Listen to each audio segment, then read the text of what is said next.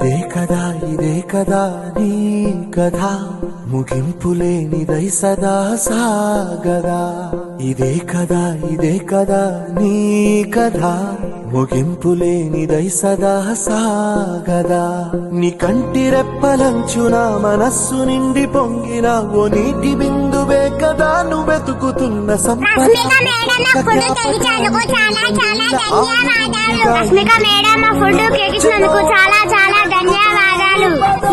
మా food cake ఇచ్చినందుకు చాలా చాలా ధన్యవాదాలు. మనుష్యులందు నీ కథ మహర్షిలాగా సాగదా మనుష్యులందు నీ